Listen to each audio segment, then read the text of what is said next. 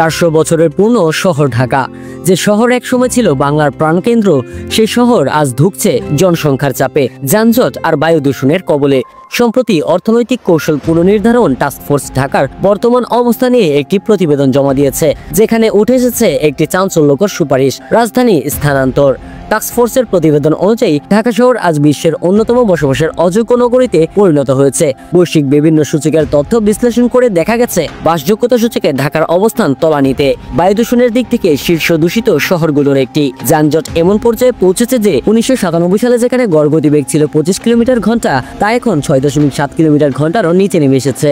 এবং 85% অবকাঠামো অনুমোদিত নয় এবং অগ্নি নিরাপত্তার জন্য যথাযথ নয়। এমন বাস্তবতায় দীর্ঘমেয়াদী পরিকল্পনার অংশ হিসেবে রাজধানী স্থানান্তরের পরামর্শ দিয়েছে টাস্কফোর্স।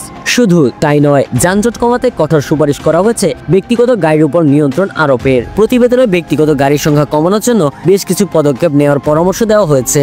সহজ শর্তে গাড়ি কেনার ঋণ সীমিত করা হবে। সড়ক ব্যবহারের জন্য নির্দিষ্ট সংখ্যক গাড়ির অনুমতি দেওয়ার সুপারিশ।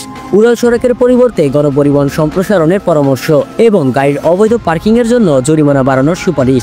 এছাড়া ঢাকার গণপরিবহন ব্যবস্থাকে ঢেলে সাজানোর প্রস্তাব দেওয়া হয়েছে, যেখানে থাকবে bus route franchise, tram service, bus rapid transit, light rail transit, monorail ও কমিউটার ট্রেন, মেট্রো রেল সম্প্রসারণ। প্রতিবেদনে আরো বলা হয়েছে, ব্যাটারি চালিত রিক্সা ও লেগুনার মতো যানবাহন নিষিদ্ধ করে বড় ও দোতলা বাসের সংখ্যা বাড়ানোর পরামর্শ দেওয়া হয়েছে। প্রশ্ন হলো, রাজধানী সত্যিই শহর সম্ভব, নাকি ঢাকাকে নতুনভাবে পরিকল্পিত নগরী হিসেবে গড়ে তোলাই হবে বাস্তবসম্মত? আপনার মতামত জানান আমাদের কমেন্ট সেকশনে। এই বিষয়ে আরো বিস্তারিত জানতে আমাদের চ্যানেলটি সাবস্ক্রাইব করুন এবং লাইক ও শেয়ার করে আপনার মতামত জানিয়ে দিন আমাদের কমেন্ট বক্সে।